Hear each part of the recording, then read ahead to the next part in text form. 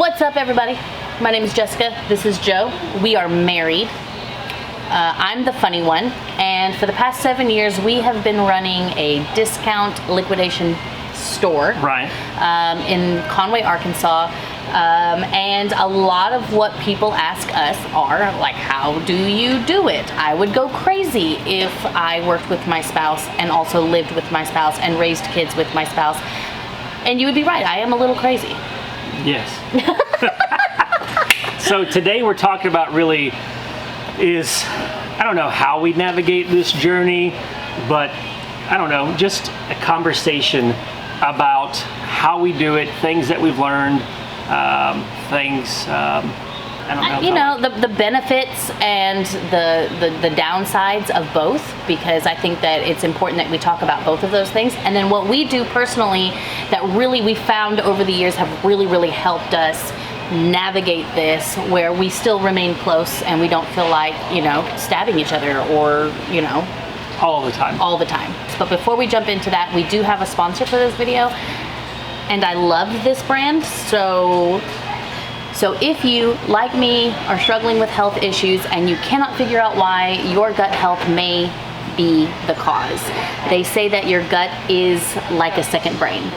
They say that. I don't know who says that. They do. I believe it. When your body doesn't have enough good bacteria, the bad bacteria then flourish, and that causes a cascade of issues. You could have skin issues, you could have problems with weight, you could have joint issues and the fatigue, you could have anxiety, you could have mood disorders, your mental clarity could be all messed up. And if you've been following my channel for any length of time, you probably have heard me mention this 1 or 2 times, where sometimes my symptoms are so intense that I can't even get out of bed. If you relate to this story or any of the symptoms that I have mentioned, then you need to try Viome. Viome is the sponsor of this video, and they have a test that will give you a snapshot of exactly what's going on inside of your body and then give you some solutions that might help. So Viome makes this process super simple. They offer an at-home gut health test, so you can know the state of your gut health and what problems it may be causing. It ships right to your door. I've done this. It gives you clear directions on exactly how to provide those samples. You send them in, and their CLIA certified labs analyze your microbiome activity using cutting-edge RNA technology. The Gut Health Intelligence Test reveals 20 integrative health scores, including your inflammatory activity, your metabolic fitness, and your gut lining health. I have been using this company for a little over 2 months now, and I wanted to try it out before I even offered it to you guys, and I have loved the results. I have not been bedridden since I started taking these supplements, and it's been absolutely wonderful. So take control of your gut health, because nobody is going to do it for you. So as the sponsor of this video, and as a special offer to you guys, Viome is offering $110 off of your test. All you have to do is go to tryviome.com/familyflips, or you can click the link in the description and it'll take you right to it. So let's talk a little bit about the benefits, because I do feel like working with your spouse, having that business together is very much glamorized. Yes. You know, you see Chip and Joanna Gaines on TV, they do all this stuff, and you know, then people see us unboxing videos and it's like, oh, y'all are so amazing together. And most of the time, like, it's funny on the videos that we get that are the videos that we had an argument for an hour and a half before we even filmed the video, and we only filmed the video because we already had so much time and money invested setting aside the time to film the video. Always those videos. I don't know, like, if the tension just adds a little charisma, I'm not sure, but everyone's like, oh my gosh, you just work so well together. And I'm like, if we had been recording the last 45 minutes before we started this, you would not think that way.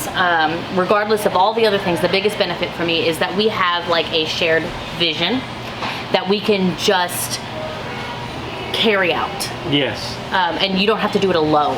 Right, and I think, you know, it's, I don't know, a segue, asterisk thing. It's like, it makes it easier. Yes, the benefit is having a shared vision, but also before you get married, the venture, like, it's a lot easier when you have a shared vision. Yeah. And for us, not even just with the business, but with the major core beliefs, the major core values, the major core things that we have in our lives, we have shared vision. Yes. We have a shared desire, like, oh, yes, I believe that's what I want to do this. So it makes it easier for us not to deter people who don't have a shared vision, is that's where being able to communicate and to get on the same page is going to be extremely beneficial to enjoying the benefit of actually having a shared vision. And that's not to say that you should never argue, or you should always see on the same page all the time, because you should not. That's never the case with us. Joe and I actually, when it comes to like a spectrum of like how we want to get things done, we're on polar opposite ends. We may see the same problem and see that the same problem needs a solution, but how we go about solving that problem, we usually have two completely different ideas of what that's going to look like. And that's where it should be that way, because that's a great thing, a benefit for the overall success of the business is you have two varying perspectives, two varying beliefs of how things should go about, so that you actually converse to get the both benefits of both sides. Yeah. I feel like it's a huge benefit. Let's look at it this way, okay? So like, I'm just gonna be really personal and kind of share with you guys like our why. Why do we do this? Because ultimately, there have been times where I've woken up in the morning in times of extreme stress, and I'm like, I almost wish we had never done this. And I know that you've said that. We've had conversations where we're just like, maybe we should just sell it off and just go do something else. But ultimately, like, our whole vision is not dependent upon the success of this business. Our actual why, our actual vision is to live a life that is free, that we can spend time with our families, our one family.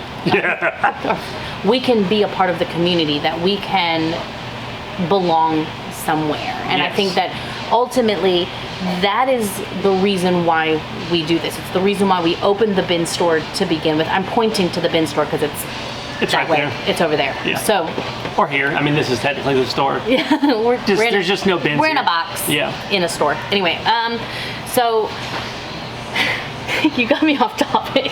Sorry.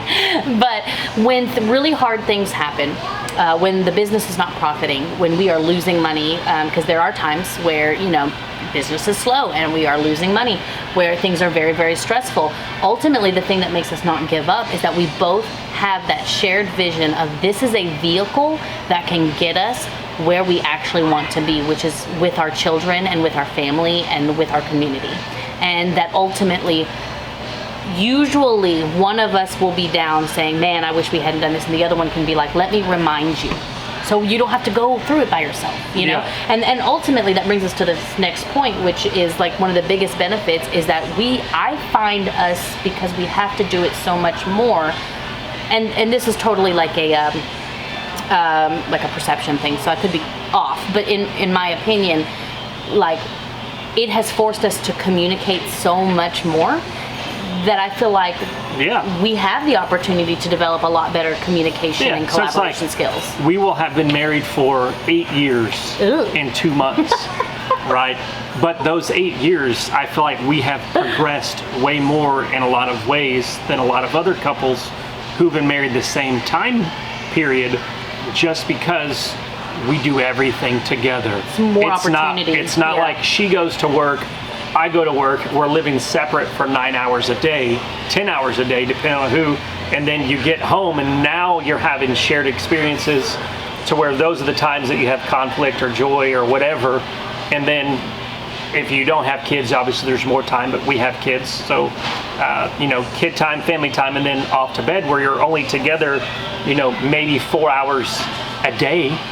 If you work, probably not even that. I mean, I guess if you work 10 hours commute time, and then you sleep 7 hours a day, well, I mean, that's 17 hours. You've only got 7 hours left. And we don't even have the luxury of messing up as much. Like, it's not something that we can ignore, because we're together all the time. It's going to carry over. And another thing is, when you maintain that relationship, also, like, it's not just the two of us. We have employees. Like, do we want to drag all of these employees into our marital fights? Like, there has to be, we have to have you. It's forced. I always see, like, sorry to interrupt. No, it's like, we watch a show called, like, Restaurant Impossible or Bar Rescue, with John Taffer. I don't know if you've ever seen those shows, but if you do, it's always, the premise is they would go into troubled restaurants or bars, and their goal was to help turn things around. And a lot of times the dysfunction or the unprofitability of the business was caused because of spousal issues. Yeah. And so it's like being aware of that. We're like, well, we can't bring that into work because we know that it's going to bleed over into the employees. It'll bleed over into the customers and through all that stuff. So it forces you to take care of a lot of stuff. But the benefit is the bond is so much stronger. Our relationship is so much stronger. Because and you get your feelings hurt a little bit. Yes. Because you really got to suck up your pride a lot. Yeah. A lot. And it's not like he's right, I'm wrong, or I'm right, he's wrong. This is not the most important thing, and we really have to get through this so that we can do the important things, which is why we get up in the morning to begin with. But I think the benefit in that, I think a lot of people that don't talk about is, in the midst of all those things, like, you still choose me. Mm-hmm. So that I know that she's going to choose me no matter what. Not she's going to choose me when it's good or when the business is doing well or when YouTube is doing well or all this stuff is doing well, that she's going to choose me. So I am solidified in that she's not going to just bail on me when things are hard. So a benefit of knowing that your spouse has your back and they're not going to leave you, that they are solely committed to you, is a huge benefit that I don't think people talk about. Because when divorce ends in 50%, all marriages end in, I guess divorce doesn't end in 50%. 50% of marriages end in divorce because it's so easy, and then even second marriages, they end in 60% of the time. Third marriages, it's 70% of the time. So knowing that you're going to choose me no matter what we do, and that, yes, I may be an idiot at times or a bonehead, but I know that you may be hurt in the moment, you may be upset in the moment, whatever, but I still know in the end that you're not going to just leave me and walk away. There is a lot of freedom in that, because then she's accepting me at my worst, and it's not a performance-based relationship. Because and when it's not performance-based, there's so much room for growth. Yes. You can actually look at yourself. Right. You don't have to defend so much. And what we mean by performance-based, I don't know, we're taught it at a very young age. It starts with, like, a lot of bad Christian roots. Santa Claus, it's like, if you do this, if you're good, you'll get you'll get some presents. If you do bad, then you're going to get a lump of coal. Or parents are like, if you do this. So we're ingrained in performance-based behavior. Wedding vows, I mean, pretty much everybody has, the generic wedding vows, and I choose until until death do us part. But that's not the case. It's pretty much, what ends up is, I will love you for as long as you make me happy, or as long as you do what I want you to do. But the moment you start doing those things, the moment you stop doing this and that, I'm no longer going to love you. I will put a disclaimer also. I just thought about this. This is for normal people, not abusive people. Correct. So we're not talking about, like, somebody who's beating you mentally, physically, emotionally. I'm talking about normal people. Yes. Okay, and normal people can have abusive tendencies, but they are not an abusive person, because you can some things you can work through, and some people, they just choose, nope, I'm going to maintain my abusive behavior. That's a whole different world. Right. We're not talking about that specifically, but we are talking about normal marriages are going to have issues, and our pride will require us to be a little abusive. Like, so when you drop the pride and you drop that need to be right and really work towards connection, it hurts and it sucks and it's a little uncomfortable, but it's very, very beneficial. Yes. So, and then, another benefit to working with your spouse is that I honestly, very few people that I know that are married, a lot of my friends who are married, they've married people who are very different from themselves. And so you have different skill sets and different things that are complementary. And when you work together, it's almost like you're covering way more bases than you could on your own. Joe is extremely analytical and logical. So when it comes to like the logistics of the business in terms of, okay, like what products are we going to buy? Where are we going to get them from? How are we going to get it? How are we going to organize the store so it's very, very efficient? Like that's all that Joe, like he has that down. He's got a lot of experience in running businesses. He's got a lot of learned things that he's learned over the years, and it makes him very, very good at that. I'm not going to do that. I mean, could I? Yes. Would I do it as well? No. So why am I going to waste my time, right? However, I am extremely creative. I am also very people-oriented. So when it comes to teaching and training, that's going to be me. And then I find people in the store, who are also like that, and then I try to share that skill with them and have them do it as well. But then when it comes to content creation, when it comes to brainstorming ideas, like I'm a great person. I'm just naturally very, very good at that. So then it's almost like we have, between the two of us, a very wide skill set. Right. That the business can only really benefit. Right. And also we all have blind spots. We all have strengths and weaknesses. We have things that we're not good at, things that we're strong at, but we all have those blind spots as well. And because we are different, you are able to see my blind spots that I'm not thinking about. You're able to ask questions that I didn't think about. It wasn't always that the case, but we've learned how to communicate together, and I guess you don't really get the full benefit of differing strengths and weaknesses unless you've really embraced the benefit of choosing to work together and navigating that, working on communication and conflict resolution type stuff. Yep. It kind of reminds me of like those fight scenes where like there's two people that are back to back and there's enemies all the way around. Like that's kind of how I imagine sometimes that when we run the business, we're back to back. I can see I got his 6, he's got my 6, and we can see a wider view range than if I was standing alone. So, I mean, those are some really great benefits. I honestly, before this conversation, never really actually thought about how intricate and how awesome that is. So I'm actually kind of thankful that we had this conversation. But then, I do want to also talk a little bit about not necessarily just the benefits, because I think, overall it's glamorized. It's, we all see how cool it can look and how awesome it can look, and like the idea of it is great, but like I think a lot of times we don't really talk about the challenges, and then how to overcome those challenges should you choose to do it. Like one of the biggest challenges among any couple, I think, that is going through working businesses together is that work-life balance, because when the person at home is your home partner is also your work partner, those lines get very, very blurry. So sometimes you find yourself having a staff meeting at the dinner table. When it's supposed to be family time. So I am the worst at that. We still struggle. I mean, he says he's the worst, but I mean, it's me too. I have an idea in the middle of a date, and I'm like, oh, let me tell you about this, and I'm just like, wait a minute, this is not the time. And it's hard. It's like, I guess the benefit we didn't really talk about was like a lot of couples, they, to strengthen relationships, they say, find hobbies together, find common interests, find things. This is a common thing that we do. It's not really a hobby. I mean, it is.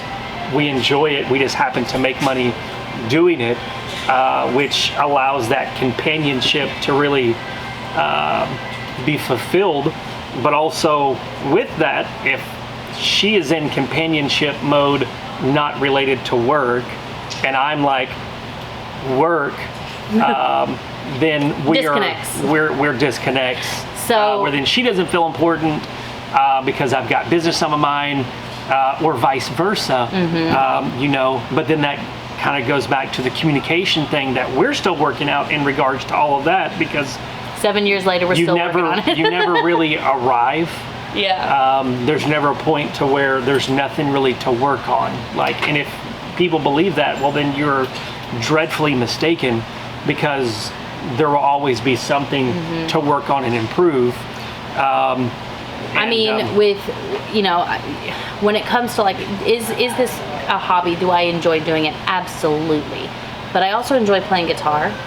I also enjoy playing Dungeons and Dragons with my friends. I also enjoy reading and having a cup of tea. And I have personally, I like to explore all different kinds of hobbies and do all different kinds of things and have all different kinds of experiences. So this is not the only hobby that I have. Whereas for Joe, this is his favorite thing to do, to think about, to make better. There's always, to him, the hobbies are all the different facets within this business. Yeah. So whereas I have to take a break and I have to step away because burnout is a very real threat for me. He's not that way. So when we try to connect, and he's connecting, trying to connect with me and about a hobby that is interesting to him, but it's also a hobby that is like something I need to take a break from. It does cause some issues. It does. So we've had to set some boundaries where, when we're at home, Joe says, "Hey, is it an appropriate time to tell you about work?" And most of the time it's yes, but there are very few times where I'm like, I just really can't right now. Like, that is just not something that I can do right now. He's like, okay, no problem. And then he moves on. And then there are times where, vice versa, where he's in the middle of working or in the middle of thinking about work, and I want to come and tell him about this show that I just watched, and I completely derail his thought process. So I have to learn how to say, hey, I want to tell you about something. Are you free? Is your mind free right now? It's a struggle. It's a struggle for sure. Yeah. And then not just that, but we have also different work styles. Vastly different. I'm the kind of person that really can't work for long periods of time. I can. I'm less efficient. I'm also very much a multitasker, so I like to do lots of things at once, and just, if I'm sitting here staring at a computer screen for hours at a time, about an hour and a half into it, I'm slumped over. I'm like looking on my phone. Like, I found some paper clips. I'm gonna start putting them together. Whereas Joe, he can hyper focus. He can get it done. He can kind of push through. And then I think another thing with the work styles also is that I am somebody who needs a lot more rest and a lot more breaks than Joe. Those aren't good for me because I become very unfocused. The more breaks I have, it's not good for me, because then I just get out of routine, and it's so much harder to get back into a good routine the more idle time that I have. See, and I need that idle time. Like, I need the time to, I don't know, like pick up the guitar and play for 10 minutes or, whatever. And I think at first, it was really a mindset of mine where I was very, very competitive in how efficient and how much work got done, where I would actually start competing with him. And he's fine. He's doing his life. He's fine. Meanwhile, I am completely like frazzled because I don't work and operate that way. And I've learned that I am a lot more efficient working in small spurts of time than I am not, and then it also comes to like making decisions. Like, if you come to me and ask me about a decision, I'm going to ask you 20,000 questions to help you come up with the right decision. Whereas Joe's like, let's make this decision right now. We'll cross the path when we get to it. And so when you put those two minds together and we're trying to come up with a decision, he's 20 steps ahead of me, and I'm like, yes, hold the brakes for a second. Like, I don't even know how we got here. Like, I'm confused. And then of course then I get scared, and then it's so one of the cons, you really have to be real careful about that, and that's where communication really comes in handy. Because even with that, it's like when during times where sales may be down or we're having difficult times in the business, for me, who works a lot because I can and I enjoy to, like, it can be very easy, like, to point blame. I'm like, well, it's, we're in this position because you're not working enough, or you're not doing this, or you can't work like me, and that's not fair. Like, that's a dangerous place to then point the blame win that, I already know Jessica's limitations, and I'm okay with those things. But it's easy when things aren't going well to do that, which isn't very fair to her. But then that flows into our personal relationship, which makes that very hard. It becomes like an avalanche, like a cascade avalanche. It starts with that, and 9 times out of 10, the reason I'm not working is because I'm sick. You know, I think we mentioned at the beginning of this video why I have that Viome sponsorship. It is for this reason. I get brain fog really bad, so I could put in the same amount of hours that Joe does, but I cannot get my brain to focus. I have a huge work ethic. I was raised that way. I'm proud of my work ethic. I will put whatever hours in that need to be in, but when your body is your limitation, like, it becomes an issue. He's working and working and working, placing that blame on me that we're not doing very well, so I've got the shame of that. But then I'm like, well, what about me? You know, I'm struggling, I'm falling apart at the seams, like, I'm trying to keep our family together. We never see you because he's putting in extra hours to make up for the fact that I'm not working. And so then I start pointing blame back at him, you know, and then now we're not even trying to connect at this point. We're no longer a team. We're no longer a team. And so now we have to fight, you know, the struggles of home life and health issues, and the struggles of profitability and the business and team management, and then we're fighting each other. And that is probably the single most isolating thing. Yeah. You know, when you feel like everybody, including your spouse, is against you. Because then there's really even nobody you can really talk to. Yeah. You know, except for your therapist, because we have so many shared relationships that if I go talking to a friend about Jessica, like, I'm not uplifting to her. I'm not speaking in a positive way about her. We have friendships, you know. I think a lot of marrieds, you know, they speak negatively about their spouse, and the friends aren't vested in the couple. They're friends with the friends. So then, of course, then that starts a vicious thing. So we don't do that for that reason. But at the same time, when you feel in those moments, you do feel very alone and isolated because we're not jiving, and then there's no one really to talk to that can understand the situation that we're in, that isn't going to take on borrowed offense or to not be encouraging to work towards restoration. So it gets tough. I mean, I don't necessarily agree with that, because I do feel like you have to have people on the outside to look in, but you have to be really choosy about those friends. I mean, I would probably say I have probably 1 or maybe 2 people that I could actually come to with a problem, even regarding my marriage. But those friends are friends that I've chosen who know my vision and my desires and my heart and my commitments. They're not going to encourage me to get a divorce or to fight back. They're going to say, you know, hey, Jessica, like, I understand what Joe did was this, this, and this, but like, you also did this, this, and this.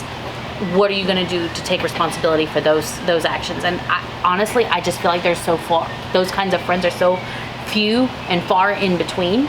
And I've been very blessed to have at least 1 or 2 of those people in my life that could be like, hey, I mean, you know, I understand that you're frustrated. Like, you are totally allowed to be frustrated in that situation. But what are you going to do to take responsibility? What are you going to do to promote connection in your marriage? Yeah. In any marriage, there's always going to be like the amount of opportunity that there is for like a trust cycle to be completed and then a trust cycle to be broken.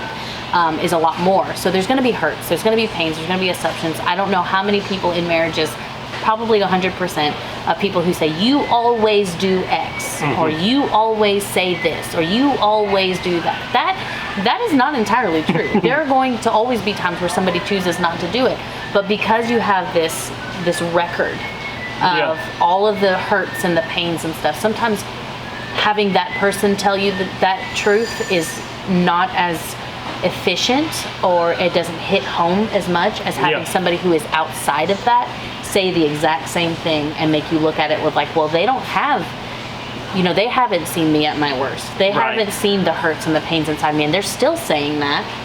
So that means it's not a judgmental thing, it's a truth. You can do it. It's hard if you don't have, because you can't just tell those things, like you said, you can't just tell those things to anybody it has to be a friend that's truly invested in you and your marriage. Yeah. Because I don't know, if a friend truly cares about you, then they're going to also care about the health of your marriage. Right. So they're going to encourage you to push through the disagreements, to work towards connection, like you said, because ultimately, like, that's your happiness. Like, you chose that person, you chose me, so your friends, the ones that truly care about you, are going to, yes, listen to you, validate your experience, your emotions, what you're going through, but they're also going to encourage you to pursue after connection And with me, because that's what you want, and then that's where the true happiness And the benefit that we talked about is really going to come from.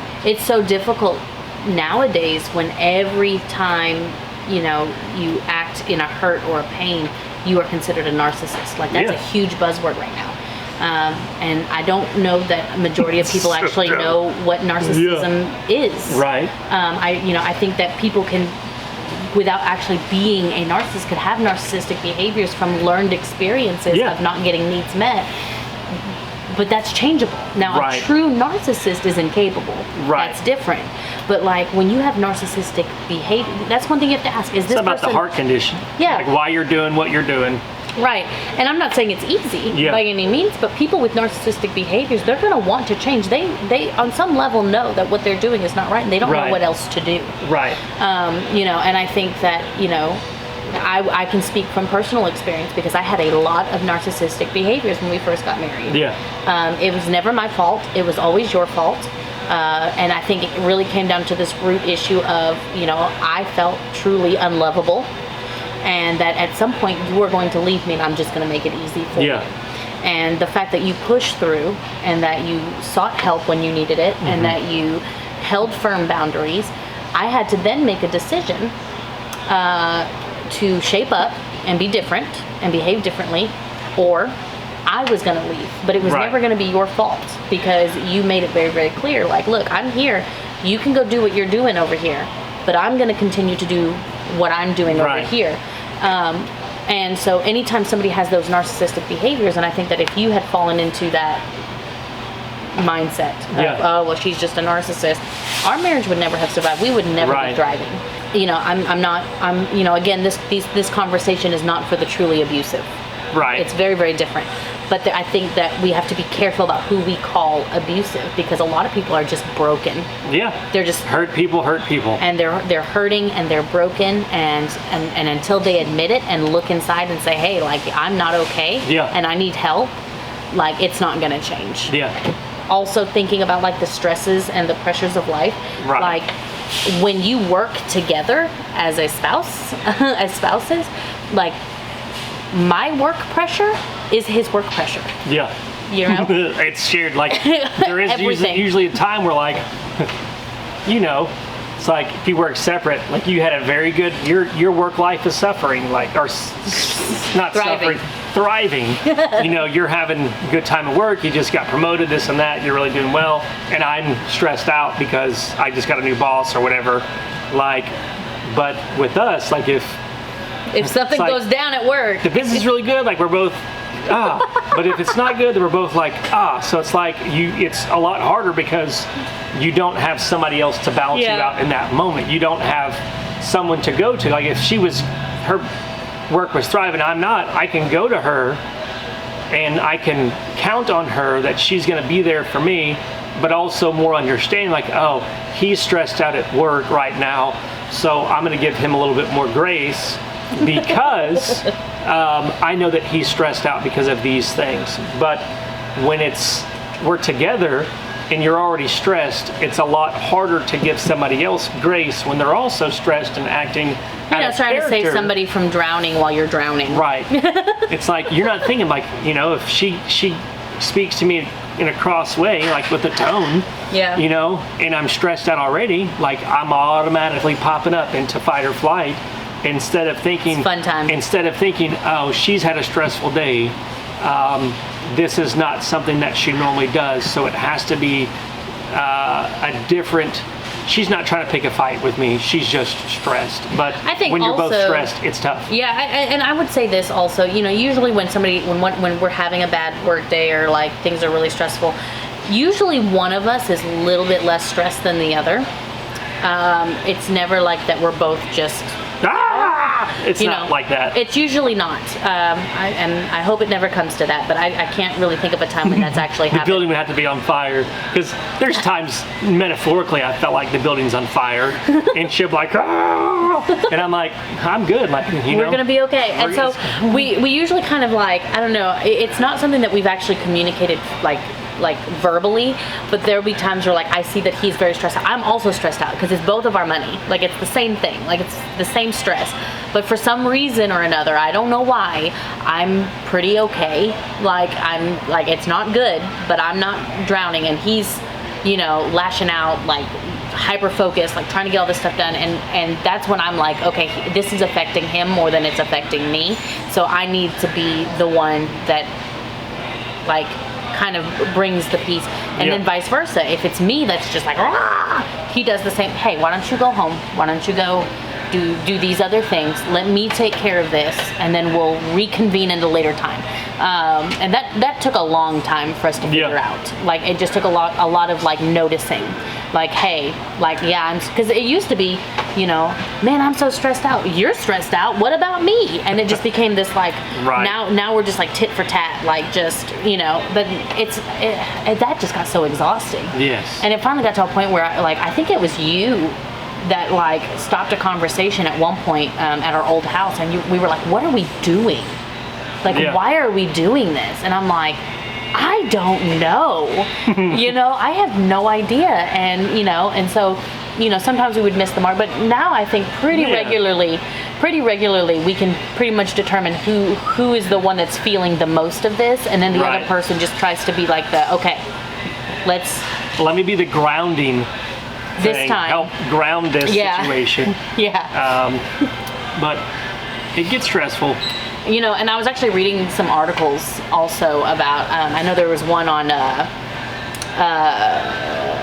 it was entrepreneur.com, the science behind working with your spouse. Okay. And it was saying here, it was like they did a 5-year study of around 5,000 couples in the Washington University of St. Louis, St. Louis, and found that the spouse's personality actually affects the whole career, right? So like somebody who's more conscientious, right, that noticing of the other person, like that would foster way more success in the business, being able to notice the partner, and being more conscientious. It says because of their innate attention to detail, conscientious people notice and support their spouse by helping them complete day-to-day tasks.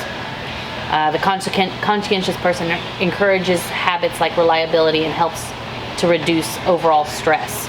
So promoting that healthy work-life balance, it's really about noticing your partner. Yeah. And so we were sitting here talking about like how one person is usually like the one that's like, okay, they're feeling a little more stressed than I am. I'm going to be that grounding. It's really servitude. It's like, I'm going to serve you in this way. I may not be perfect. I may not be like on cloud 9 right now, but I am noticing that this is affecting you more than it's affecting me. So I'm going to be that sounding board. And it's actually one of the biggest like reasons I think why businesses with partners fail is that isolation, because you're really not noticing the other person. But that actually does bring us to this last part, which is something I really want to make sure that we kind of nail down. It's like, okay, so we've discussed these benefits, and we've discussed these like downsides, right? And you kind of have this clear picture of like the good and the bad. So what do we do to help maintain these things? Like, well, how do we facilitate, making the downfalls less stressful and less, hurtful? And how do we really capitalize on those benefits that we had mentioned before? And I think one of them it's really a process and a journey, but one of them really is establishing those clear roles and responsibilities. Right. I know what I'm good at. He knows what he's good at. And, I assume, because we're running a business together, I guess we wouldn't really be considered like a traditional household, but we do have very traditional roles in our marriage. When it comes to the children and maintaining the home, that is a bigger priority for me than it is for Joe. Right. And when it comes to making sure that the business is profitable, that is a much more bigger priority for him than it is for me. Yeah. That doesn't mean that I don't come in here and manage the store and go to the bank and do those things. And it doesn't mean that he doesn't come home and, do the dishes and help, the kids with their homeschool work if they need it. Right. Like we do both. But when it really comes down to it, ultimately making sure that dinner is on the table every single night is my responsibility. Right. Making sure that our rent is paid is his responsibility. Yeah. It's the priority focus is she is nurturing the home family life, and I am providing that. And it's like, not that I'm in charge, but I'm the one that is, I guess, driving the boat. Yep. Delegating, saying, hey, I need this, I need that. But then also at home, she's the one kind of driving the boat, as her husband or as her spouse to come alongside her and support her in the things that she's doing. Yes. Help her pick up the slack or pick up the areas that need help when I get home. It's not, I just worked 10 hours today, so when I get home, I'm not just going to sit to the recliner and pop on the TV and now I'm watching TV while she's been dealing with the kids all day, doing homeschool, doing all that stuff, and then she's expecting me to come home and provide some aid, some assistance, some reprieve for her, but then I'm just gone, I'm unavailable. It's not like that. But then on the other hand, we're here, we've got employees that have called in. He's been working since open and since way before open, and he doesn't have somebody to close down the store. That's going to be me. I am going to come in and I am going to make sure that the store is clean, make sure that the store gets closed properly, make sure that there is a leader here. So he's not working 13 hours in a day. Right. Because so that he can have time with his kids. Because yes, the kids are a lot and all that kind of stuff, but they're not just a responsibility. We want to have relationships with them. I'm not going to take that from him. So what I do is we come and we switch up. I come in and I close it. That is just part of it. You can say this is going to be my realm, this is going to be your realm, that's fine. But there's going to be times where those realms cross and you have to be prepared for it, because I think the most hurtful thing that Joe could do to me after a long shift is, hey, I've worked all day. That temper tantrum's on you. That's your area of responsibility. We discussed this, and that's your area of responsibility. If I'm already drowning and I've been dealing with a temper tantrum all day long, you know what I mean? Right. And the same thing for him. It's like, hey, man, I really need you to come in and help me with this because, I've got 2 call outs and all this other stuff. I'm like, no, I'm going to lunch with such and such. I'm gonna go hang out with my friends. Whatever. You go. That's your area of responsibility. That's just not how it works, No. So yes, keep those clear defined, responsibilities and areas. But also with that, the other side is if she's got, a homeschool plan, those types of things, curriculum that we have agreed upon, but then I feel like, well, I don't feel like the kids are learning this, so then I go and try to take charge and try to push her to the side, try to institute different curriculum, different priorities with the kids, working on something totally different. Well, then it has that as well. So it's like, and then she didn't come to work. She's like, oh, well, I see these issues, and I feel like they're the most important issues that I need to fix, even though we're working on different stuff. And then she comes in and starts doing all this other stuff. And then the staff is confused about what's important, because then they just think, oh, well, when Jessica's here, this is important, but it's not important when Joe's here. And when Joe's here, this is important. Like we said, the benefit, shared vision, shared goals, shared things, so but that I also we are on the will same never page. buy a curriculum without talking to him about it first and telling him this is why I chose it. These are the other options available. Same thing with him. I'm thinking about hiring a new employee. This is what I need. These are my options. This is who I think is going to, let's do it. Great. Sounds good. Yeah.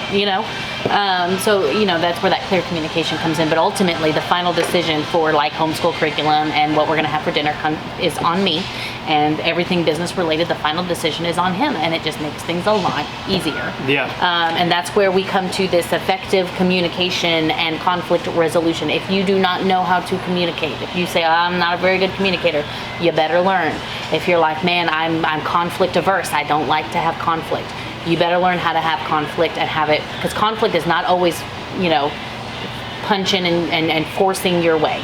No. Conflict resolution really involves, it's really just communication, understanding what the other person is saying and understanding why they're saying it, and then sympathizing or empathizing with that, and then ultimately being able to communicate to a decision. And honestly, there are times where we have resolved a conflict and I was not happy with how it turned out, but I understood why. If you don't, there are so many resources on conflict resolution. There are videos on YouTube. If that is a struggle for you, if you do not like to have conflict, or you do not know how to have conflict, or all of your conflicts end in yelling matches and fights, you need to learn how that's a priority. You have to learn how to do that. And one thing that we do with that is we have a therapist. Not that it's broken, but we have a therapist that we talk to, that we have. It's part of the, preventative maintenance type thing. It's things to be able to, because there's some things we don't see eye to eye on, but we're also emotional beings that have our own emotional experiences, our own set of hurts and pains. And there's some conversations that are still hard to have just between the two of us. So having a third person there to help us navigate those waters is extremely important. If you can manage it, I always recommend a marriage therapist, at least once a month, maybe. At least once a month, just to make sure everything is, good, like kind of update everything, because things will come up, and then you just schedule an extra therapy session if you can. But also individual therapy. Because our marriage counselor actually told us this. It was like, marriage counseling is like the rungs on a ladder, right? It connects the two main points, right? Which is us, right? If this is me and this is Joe, marriage counseling helps put the rungs in the ladder where they need to go. Individual therapy makes sure you're standing up straight, because it's very hard to put rungs on a ladder when the ladders are like, the ladder's sides are like this. I think the biggest thing is we still have those conversations together, but we have to drop the walls. We have to drop the defense, because when she starts talking to me and I pop into defense mode, I'm not trying to hear what she's trying to say, even though what she's saying it could be an issue with me, because she may have some hostility, she may have some hurt, some attitude, whatever. But if I don't look past that and be empathetic to, this woman is hurting, she has been bothered by something, so I'm going to listen, trying to figure out exactly what it is, what the issue is, and not getting caught up in the delivery and not the message itself. So being able to look past that in an empathetic way and listening and not trying to defend my position. And I don't get that right very often. We've but been more working on this. More and more effectively lately. Yeah, we've been working on this for years. And it's still not perfect. So if this is something that you really want to tackle and you really want to get into and learn how to communicate and learn how to do those things, just know that it's not going to always end up right. But if you are making steps towards it, you can guarantee that it will improve. To a point now where there are conversations that Joe and I can have now that we could not have a year ago. 2 years ago, 3 years ago. You can forget about communicating at all when we were like a year or two married. Like there was just none. There was none.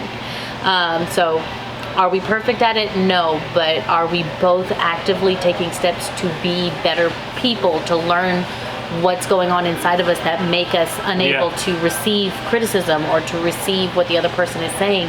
Yes, we're doing that. And I mean, I would say that we are a lot more thriving now than we were any other year, and the next year is going to be even better, because we're always choosing each other. We make a point to let people know, or let each other know, I choose you, and then we take the steps to move closer together. It's very, very, very hard to stay mad at somebody who's trying, especially when you see that they're trying. It is very hard. And then the last tip that I would give, and we are not very good at this, but it is prioritizing time outside of work. Quality time, and we've got 3 kids, and we've got household responsibilities, and we've got vacations and stuff, like our camping trips and all that scheduled, and then we've got the business, and we've got all this other stuff going on, that honestly sometimes the time outside of work that we don't always have time for dates or getaways or anything like that, but we do have an hour before bed that we hang out together. Yeah, it's just, every relationship is different. You have to find out what your unique needs are in that relationship, and make sure that you are working towards meeting those needs in relation to quality time, because some people quality time might not be a love language, but I think the thing is setting aside time to connect and to improve the relationship it's probably the thing that we do the least, but it's probably the most important thing, because it's the thing that feeds everything else. But making it a priority, we're working on that. It's a work in progress. It is a work in progress. We're not telling you this because we know it all. We know it's important. We see the value in it. We know how it affects us when we do, but we know how it affects us when we don't. So, I have big plans for this podcast if you guys end up liking this. I enjoy these videos just because, I don't know, it's more personal. Yeah. It's more, We do these live Q&As all the time, and people ask us questions like this. And we want to be able to, really, tell in detail, some of these things that we've experienced and that we've learned and that we're working on. We just don't have really the time, especially in those live Q&As, because there's so many questions that have to get answered. So if you like these kinds of things, give us some ideas. What do you want us to talk about as homeschooling, natural living, entrepreneurs who people trying to pursue after life, liberty, and all of those things, the pursuit of happiness. If there's something you want us to talk about, let us know. Let us know what you thought about this content. This is a question that is asked all the time, and all the time. I even get emails asking me about it, and I have to respond back, and it's just so. I guess it's a conversation that has been so needed, and this is this is our experience. This is what we've learned. Of course, a lot of these things, I encourage you that if you are in an abusive relationship or you feel that you are in danger, I really I want you to seek help. These are not really tips that are going to work in that kind of situation. These are just for normal, hurt and broken people who don't want to hurt and break other people. So it's not funny. The way I said that was really awkward. Yes. But I do, if that is you, I want you to go out and to reach help. But for the majority of us who are in just normal relationships and we're really just trying to get by and all of that, just remember that open communication and mutual respect goes a long way. Pretty much you could take all of these different tips and stuff and really boil it down to that. Yeah. Respecting each other and communicating with each other, and sharing a why and a vision together so that you guys know how to work through and get through that. It can be a very rewarding experience. So we hope you guys have enjoyed this. Again, if you have any ideas or any content ideas that you would like, put those down in the comments below. Anything you want to say? Nope. All right, my friends, thank you so much for tuning in, and until next time. Peace.